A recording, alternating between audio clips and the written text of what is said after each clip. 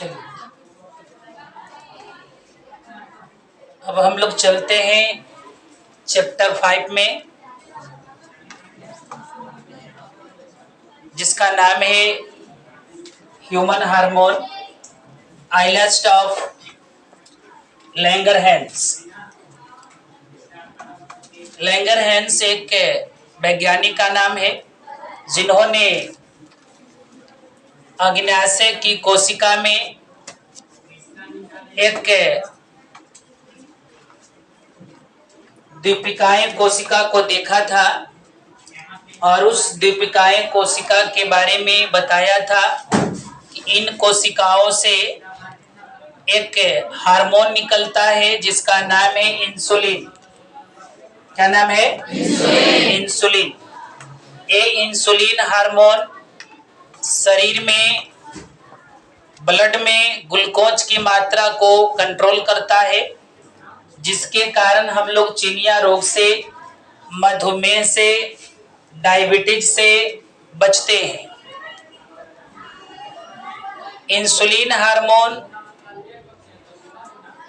सभी जीवों में बनते हैं। इस हार्मोन के कारण हम लोग को चिनिया रोग कंट्रोल में रहता है, नियंत्रित रहता है। अगर जिस मनुष्य में इंसुलिन हार्मोन बनना बंद हो जाए या कम हो जाए तो ऐसे मनुष्य को चिनिया रोग उत्पन्न होता है। पैंक्रियास जो होती है अग्न्याशय, वो एक्सोक्राइन ग्लैंड भी है और इंडोक्राइन ग्लैंड भी है। पैंक्रियाज को दोनों ग्लैंड हम लोग बोलते हैं। कौन कौन बोलते हैं? एक्सोक्राइन। क्या बोलते हैं? एक्सोक्राइन ग्लैंड भी बोलते हैं। और दूसरा इसको हम लोग क्या बोलते हैं? इंडोक्राइन ग्लैंड भी बोलते हैं। कौन क्राइन? इंडोक्राइन ग्लैंड भी बोलते हैं। एक्सोक्राइन ग्लैंड मीन्स बहिस्रावी ग्रंथि और इंडोक्राइन ग्लैंड मीन्स अंतःस्रावी ग्रंथि। यानी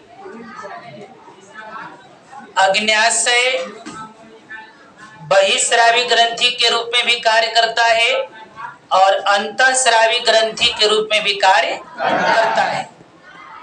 बहिस्रावी इसलिए कहते हैं कि कई प्रकार के एंजाइम रिलीज करता है। क्या रिलीज करता है? एंजाइम।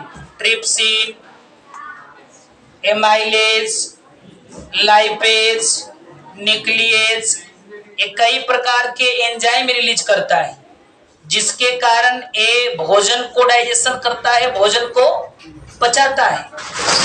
जबकि इंडोक्राइन ग्लैंड जो है ये इंसुलिन हार्मोन रिलीज करता है। इंडोक्राइन ग्लैंड क्या रिलीज करता है? इंसुलिन हार्मोन रिलीज करता है। और ये हार्मोन जो है मधुमेह रोग से बचाता है। चिनिया रोग सबके रहता है, सबका डायबिटीज है। ग्लूकोज किसमें ना है? ग्लूकोज सब में है ना। ग्लूकोज का 80 से 130-35 तक होना चाहिए। कम से कम में 80 लेवल होना चाहिए और अधिक से अधिक में 130 लेवल होना चाहिए, 135 लेवल होना चाहिए। इससे ज्यादा होगा तो आपको समझिए कि शुगर का परसेंटेज कुछ बढ़ रहा है, ग्लूकोज का। अगर इससे कम है, 80 से कम है, उसमें भी दिक्कत है, क्योंकि सारी गतिविधि हमारे शरीर में ग्लूकोज की उपस्थिति से होता है ना। क्योंकि ना मिलेगा ऊर्जा तो ना काम करेगा शरीर के कल ऊर्जा, आधा रास्ता से घरे घुर जा। इसलिए जरूरी है ऊर्जा, है कि नहीं? ना मिलता एनर्जी तो कल से पढ़ेंगे सर जी। इसलिए जरूरी है एनर्जी, है ना। तो ये है अग्न्याशय की, लैंगरहैंस की द्वीपिकाएं, आइलस्ट ऑफ, है ना, लैंगरहैंस। लैंगरहैंस एक साइंटिस्ट है, वैज्ञानिक थे, जिन्होंने अग्न्याशय की कोशिका में इसको देखा था, है कि नहीं। और कब? जब अग्न्याशय की कोशिका को फाड़ा तो छोटी छोटी कोशिकाएं नजर आई और वही कोशिका को देख करके उन्होंने बोला कि ये दीपिकाएं हैं, इनसे इंसुलिन हार्मोन रिलीज होता है, समझ गए। और वो इंसुलिन ब्लड में ग्लूकोज की मात्रा को कंट्रोल कर रहा है कि नहीं। और नहीं कंट्रोल करता तो चिनिया रोग हो जाता। आज हमनी में यंग स्टेज हम लोग हैं तो हम लोग में ज्यादा बन रहा है, हम लोग एक्टिव हैं, है कि नहीं।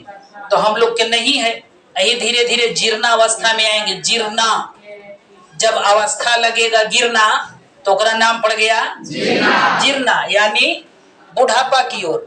जैसे जैसे बुढ़ापा की ओर सेल जाएगा, कोशिका जैसे जैसे बुढ़ा होगी वैसे वैसे हम लोग का इंसुलिन कम बनेगा और चिनिया रोग हम लोगों पर अटैक करना शुरू कर देगा।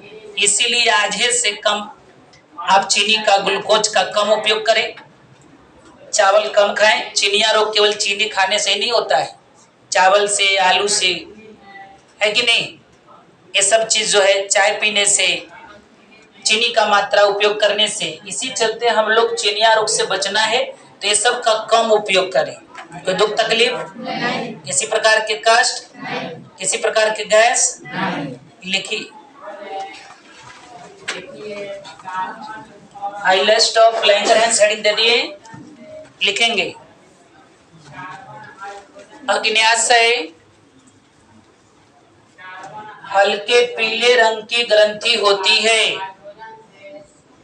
अग्न्याशय हल्के पीले रंग की ग्रंथि होती है। अग्न्याशय हल्के पीले रंग की ग्रंथि होती है जो अमाशय और ग्रहणी के बीच में, जो अमाशय और ग्रहणी के बीच में स्थित होते हैं। अमाशय और ग्रहणी के बीच में स्थित होते हैं, है ना। अग्न्याशय किस प्रकार की ग्रंथि है? हल्के पीले रंग की ग्रंथि जो अमाशय और ग्रहणी के बीच में स्थित होती है ना। अग्न्याशय को उसी लाइन में लिखेंगे। अग्न्याशय को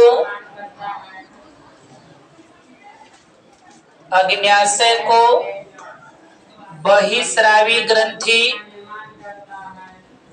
अग्न्याशय को बहिस्रावी ग्रंथि, बहिस्रावी ग्रंथि तथा अंतःस्रावी ग्रंथि, अंतःस्रावी ग्रंथि दोनों के रूप में जाना जाता है। दोनों के रूप में जाना जाता है ना। अग्न्याशय को बहिस्रावी ग्रंथि और अंतःस्रावी ग्रंथि दोनों के रूप में, ठीक है। जो अग्न्याशय है, पैंक्रियाज जो है उसको एक्सोक्राइन ग्लैंड भी बोलते हैं और एंडोक्राइन। एक्सोक्राइन ग्लैंड क्यों बोलते हैं? बाह्य, जैसे मान लिया जाए कि एक्सोक्राइन ग्लैंड और इंडोक्राइन ग्लैंड में क्या अंतर है? कुछ अंतर जानते हैं आप लोग? नहीं।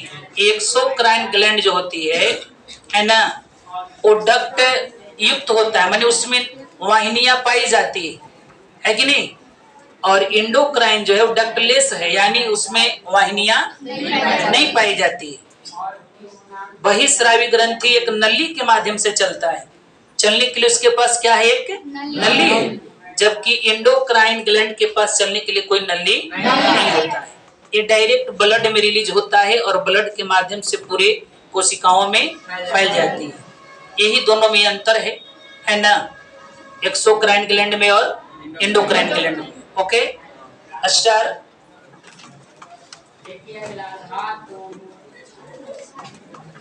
अग्न्याशय के लैंगरहैंस की दीपिकाओं से,